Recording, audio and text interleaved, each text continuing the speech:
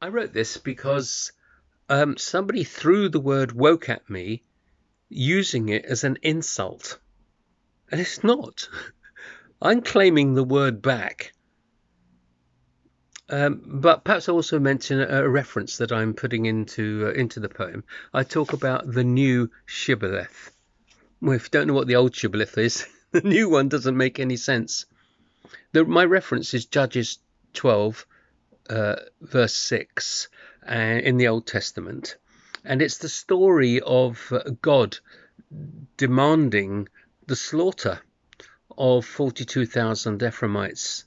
And the way of telling between the two tribes of the Gileads and the Ephraimites was in the word shibboleth, because the Gileads could say shibboleth, the Ephraimites could only say sibboleth, and on that they were executed.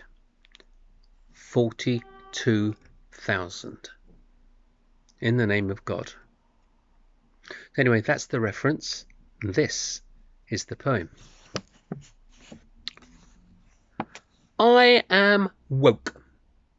I wear the woke badge and stand up with pride, denying the right their snide denial of a compassionate heart, making a pejorative from a positive adjective, meaning being alert to injustice, unfairness, and hate.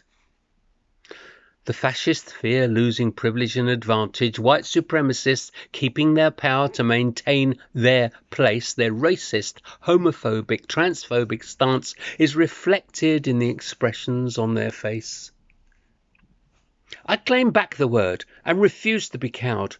There is no shame in caring and speaking out loud, exposing the disgrace of a colonial past, of claiming land and resources stolen by force, from wielded swords and gunpowder to overcome resistance. And the racists won't admit our pre-Nazi values even seen from a distance, because there's no justification for genocide and concentration camps and obscene inherited wealth made from the slavery trade.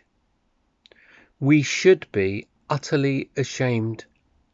Our heritage is rightfully blamed, but they refuse to concede the unadulterated past and true history. Instead, pages of distortion portraying benefactor behavior, of imposing on pain of death a skewed view of a religious savior.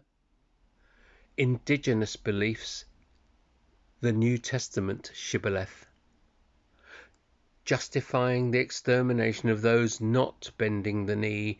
The legacy now practiced is the bigoted decree that God hates us, thus justifies imprisoning and murdering LGBT. There's lots of repairing to do from a damaging past. It starts with honesty about who we really are.